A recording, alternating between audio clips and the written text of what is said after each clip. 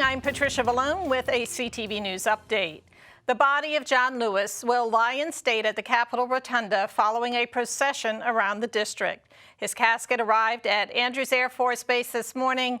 The procession included stops at the MLK Memorial and Black Lives Matter Plaza. An invitation-only arrival ceremony was held at the Capitol. Earlier today, CTV spoke with Bob Ross of the NAACP about the legacy of John Lewis.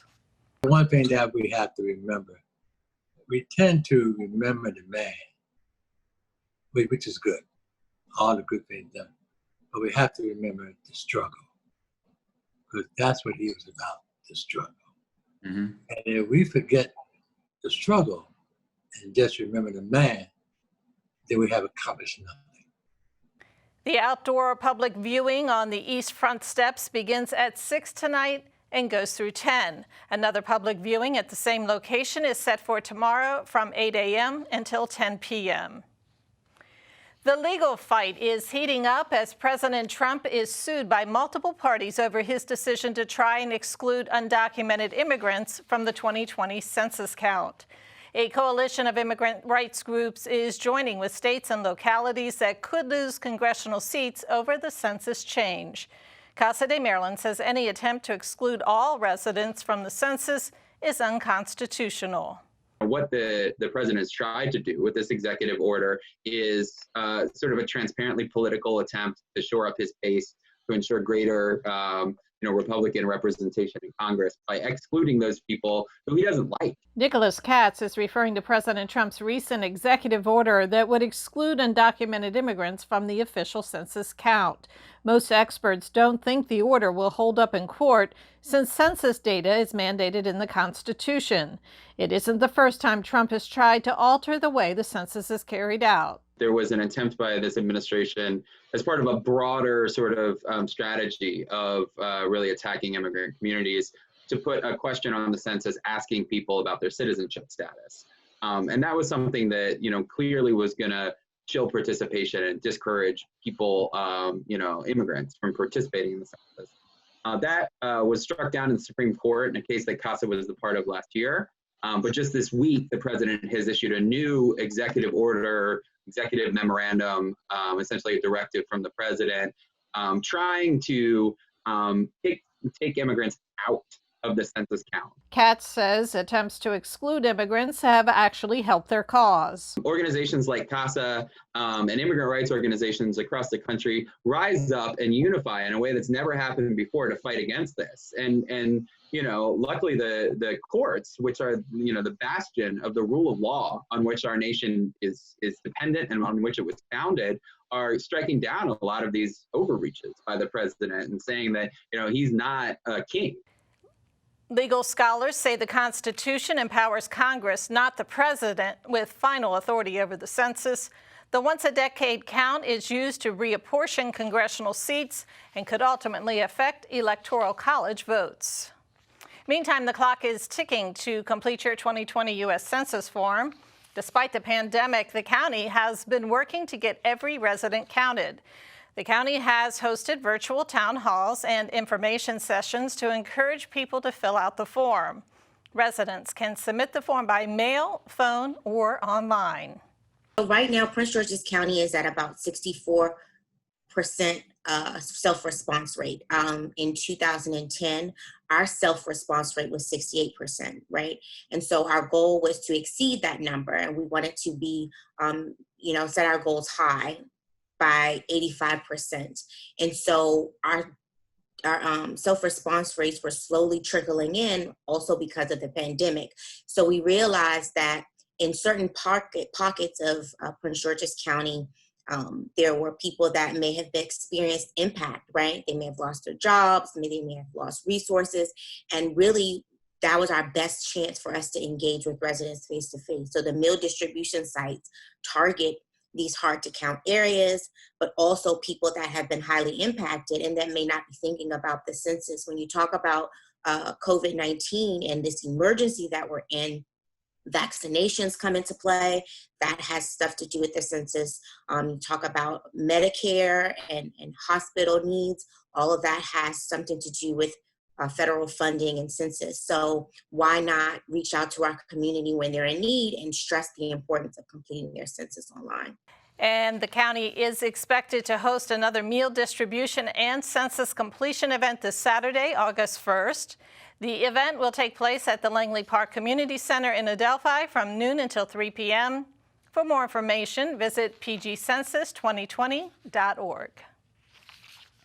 Well, police want to know if you have seen this man. He's 85-year-old Roosevelt Bridges, and he's been missing since this morning. Bridges was last seen in the 600 block of Cox Road in Hyattsville. Anyone with information on his whereabouts is asked to contact police. A Maryland political leader succumbs to cancer. Wacomico County Executive Bob Culver died Sunday morning at the age of 67. He passed away less than a year after being diagnosed with liver cancer. Governor Larry Hogan, a cancer survivor, says he's deeply saddened over Culver's passing. And Salisbury Mayor Jacob Day said Culver, quote, was born with a servant's heart. A Brandywine man has been charged with manslaughter following a fatal car crash over the weekend. Authorities say Mark Austin failed to stop at a red light and caused a crash at Crane Highway in Upper Marlboro Saturday afternoon. 2 people, including Mike Heffman of Upper Marlboro, died as a result. Austin has been ordered held without bond. As the nation continues to mourn the police custody deaths of George Floyd and countless others, a local organization will be hosting a rally this week calling for change. Keisha Butts has the details.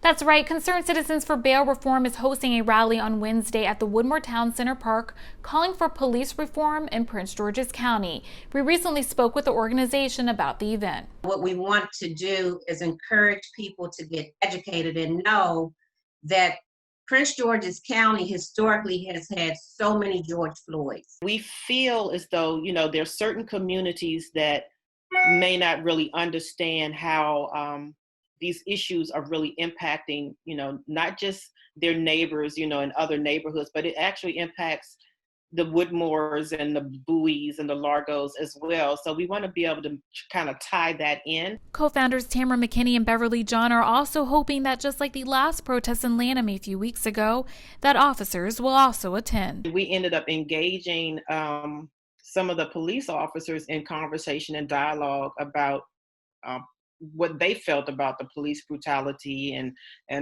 reforms and how we could or they could better form relationships in the community that have trust and things like that. As for police reform, McKinney and John believe the police need to live in the communities. I don't like the fact of officers coming from the hills of West Virginia and Pennsylvania that don't come from diverse communities coming to a diverse community to police it. There tends to be an issue where the police officers aren't from the communities that they're policing, so they really they're not in touch, with who they're policing, and so there's really no relationship. Councilwoman Jolene Ivey and Delegate Julian Ivey are also invited to the event. There will also be on-site voter registration. This is Keisha Butts with CTV News. July is Minority Mental Health Awareness Month, and one local organization wants to ensure that people of color do not suffer in silence. CAFE, Community Advocates for Family and Youth, has been conducting workshops to let minority communities know about mental health services. Stephanie Brown, a therapist with CAFE, encourages residents to shop around for the best services. Why counseling? Because it's a non-biased, non-judgmental, safe space for you to be able to explore all of your challenges without the challenges of your community or the challenges of your family's response to whatever may be happening. For more information, you can visit cafeonline.org. Maryland ranks in the top 10 of the best schools in the country. This, according to a report by Wallet Hub. Maryland takes the 10th overall spot in the report, ranking the best and worst school systems in 2020. The study is based on math and reading test scores, advanced placement exams, school safety, and blue ribbon schools per capita. The state ranking falls to 24 when only considering pupil-to-teacher ratios. A Prince George's nonprofit called Black Kids Swim is sending 2 of its members to West Africa for a swim competition. Byron Scott has our story. I'm Byron Scott. A recent Howard University graduate is getting ready for the swim of her life. Skylar Smith, who lives in LA, was a member of Howard's swim team. Now she's getting ready for a 3.5-mile open water swim from Senegal, West Africa to Gorée Island, where enslaved Africans began the transatlantic journey to the Americas. Smith is with Black Kids Swim, which is in Prince George's County. For Smith, this will be her first trip to Africa and her first swim competition in open waters. It's so different. I just started swimming. This is my 3rd week training in the ocean, and it's completely different. Like the currents, the waves, the marine life, like it's nerve-wracking, but I'm getting used to it day by day. The swim is set for September 27th. For more information on how you can help out, go to blackkidswim.goreeproject.com. I'm Byron Scott. Mark your calendars. The state's attorney is hosting a virtual town hall. The event will take place this Tuesday, July 28th from 6 p.m. until 7:30. State's attorney Aisha Braveboy will give insight into how her office handles police investigations and misconduct. To register for the town hall, go to the Eventbrite website. If you travel the Accokeek Road corridor near Birch Branch, you'll find a lot of detour signs starting this week. State highway officials are replacing the bridge deck over Birch Branch. The project is expected to take several months and should be completed by fall. It's very early in the season, but the Orioles are off to a good start. The Birds are now 2-1 after beating the Red Sox and Boston yesterday. Pitcher Wade LeBlanc led the way and was backed up by a 2-run homer by Anthony Santander. Santander with 2 outs and a man at 3rd. That's hit well, right field, way back, and it is gone into the bullpen. And the Orioles add 2 more with more clutch 2-out hitting. This time, Anthony Santander out of the house. Body's out in front a little bit, but he kept his hands back and he went down beautifully and put a barrel on this. Meantime, the Orioles were scheduled to play the Marlins in Miami tonight, but the game has been called off. 12 Miami players have tested positive for COVID-19. The Yankees and Phillies are having similar issues. Their game has also been canceled. And that is all for us tonight. Join us again tomorrow, same time, same place. Have a great evening. For the latest information on COVID-19 in Maryland, visit the State Health Department website. That's health.maryland.gov. Again, health.maryland.gov. Click the link to the COVID-19 information portal. There you'll find all the latest information about coronavirus. You'll find daily updates on cases and fatalities. Answers to questions about testing and the governor's stay-at-home order are available as well. For specific information about Prince George's, visit princegeorgescountymd.gov. That's princegeorgescountymd.gov. The site offers information about local services for residents and businesses.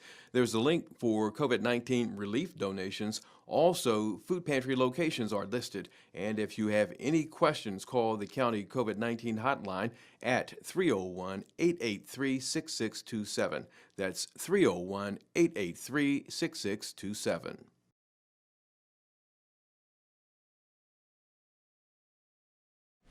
I moved to Florida with literally pennies in my pocket and a prayer.